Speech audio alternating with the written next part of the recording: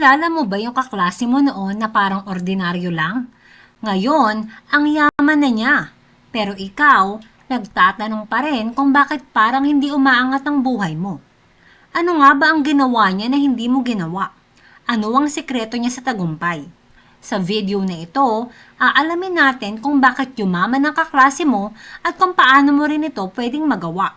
Kaya kung gusto mong malaman ang mga sagot at simula ng pagbabago sa buhay mo, huwag kang bibitaw. Panigurado, magugulat ka sa mga maririnig mo ngayon. Number 1. Mindset. Growth versus fixed mindset. Ang isang tao na yumayaman ay may growth mindset, kung saan naniniwala siya na ang kanyang kakayahan ay maaaring ma-develop sa pamamagitan ng pagsisikap at pag-aaral. Ang taong hindi naman yumayaman ay madalas may fixed mindset. Naniniwalang hanggang doon na lang ang kanyang kakayahan at hindi na siya pwedeng matuto at mag-improve at yumaman. Ang taong yumayaman ay nag-aaral ng bagong skills na pwedeng makatulong sa income niya. Katulad ng investing, pag-aaral maging content creator o di kaya online seller at marami pang iba. Habang ang isa ay nananatiling takot magbago o mag-try ng bagong bagay kaya di umuunlad. So ano ang dapat mong gawin? Baguhin ang fixed mindset at magkaroon ng growth mindset kagaya ng kaklase mo na kung saan magta-try ka ng mga bagong bagay para ma-improve mo ang mga skills mo.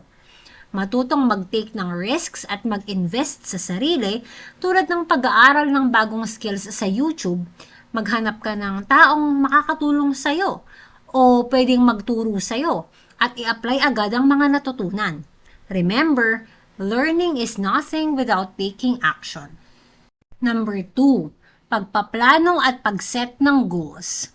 Ang mayaman mong kaklase ay may malinaw na financial goals at gumagawa ng plano para maabot ang mga ito. At ang mahirap naman ay madalas walang direksyon, walang plano sa buhay pagdating sa pera.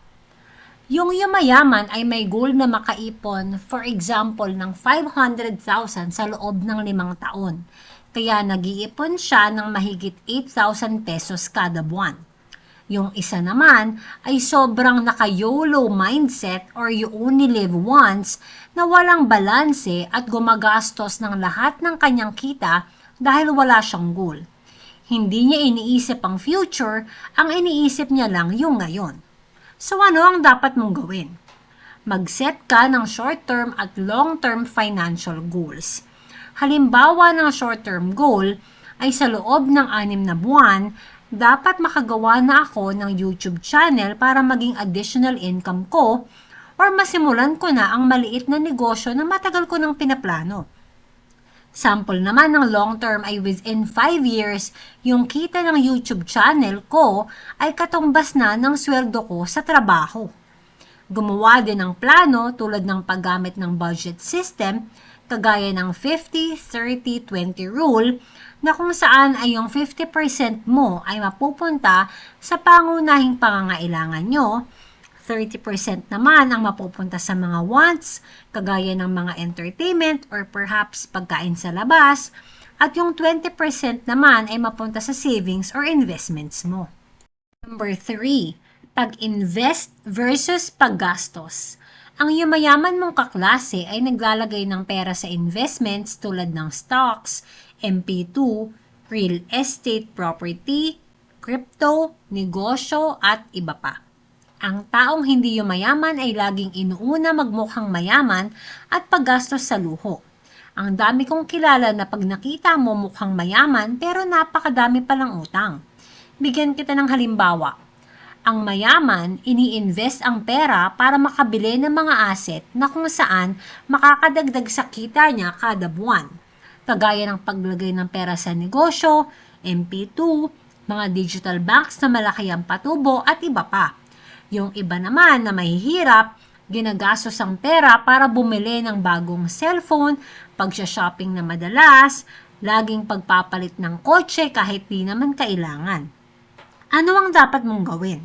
Simula ng pag-i-invest kahit maliit na halaga. Consistency is key. Hindi kailangan malaki agad ang i-invest.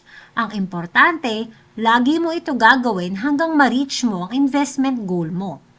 Pwede kang magsimula sa low-risk investments tulad ng paglagay sa Pag-ibig MP2 or kumuha ka ng low-cost na bahay with the intention na maging paupahan o kaya simulan mo na ang matagal mo ng pangarap na maliit na negosyo. Number 4. Simpleng mamuhay at hindi pagarbo. Ang yumayaman mong kaklase ay simple lang mamuhay. Minsan, aakalain mo pang mahirap sila, pero alam ng mga mayayaman na ang totoong yaman ay hindi nakikita sa panlabas dahil ang yaman nila ay nasa mga investments nila. Pero ang mahihirap kung pumorma mukhang mayaman dahil mas importante sa kanila ang panlabas nilang itsura kaysa ang laman ng mga bank account nila. Halimbawa, ang yumayaman ay simpleng manamit. Hindi laging bago ang cellphone, hindi din bago ang sasakyan, pero ang iba na hindi mayaman, laging nakabagong iPhone o kaya mamahaling cellphone. Branded ang bag, branded ang sapatos, namimili sa mga mamahaling stores kahit hindi naman nila afford at ipapangutang gamit ang credit card. So ano ang dapat mong gawin? Kung gusto mong yumaman, mamuhay ka lang ng simple. Maging mayaman sa what really matters in life. Hindi yung nag-aaksaya ka ng marami mong pera para i-please ang mga tao sa paligid mo sa paggastos mo. Dahil ang totoo, wala naman talaga silang pakialam sa'yo. Gawin mong mayaman ang investment at mga bank accounts mo, hindi yung panglabas mong itsura. Number 5. Paggamit ng oras. Ang yumayaman mong kaklase ay ginagamit ang kanyang oras sa mga productive activities tulad ng pag-aaral ng mga bagong skills para makagawa ng passive income na magbibigay sa kanila ng additional income. Pwede din na sila ay busy sa pagnenegosyo at pagpapalago nito. Ang isa naman na namomroblema sa pera ay inuubos ang oras sa panonood ng series sa Netflix, nood ng YouTube Shorts, pagbibisyo o kaya addict na sa paglalaro ng cellphone.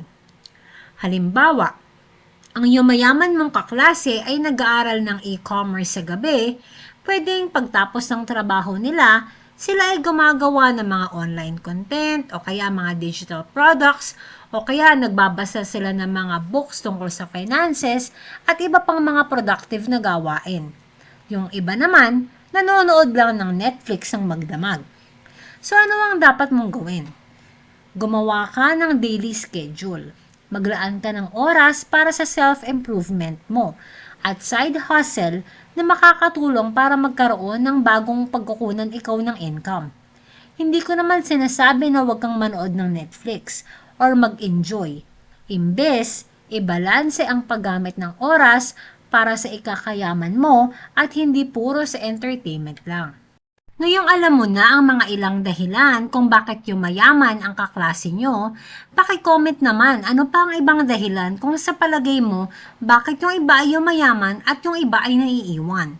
Ikaw, ano naman ang gagawin mo sa natutunan mo ngayon? Tandaan, ang yaman ay hindi resulta ng swerte lamang. Ito ay bunga ng tamang disiplina, tamang desisyon at walang sawang pag-aksyon. Kaya simulan mo ng baguhin ang mindset mo, pagplanuhan ang mga hakbang mo at ipaglaban ang pangarap mo. Ikaw na ang susunod na yayaman, pero nasa iyo ang unang hakbang. Ready ka na bang simulan ng pagbabago? Please mga kabos, mga kamama, mag-subscribe po tayo sa aking channel at sabay-sabay nating tahakin ang landas ng tagumpay sa pagyaman. That's it for today mga kabos, mga kamama. I hope day by day natutulungan ko kayo to be more intentional with your money para in the future together we can all build generational wealth para sa pamilya natin. Good luck!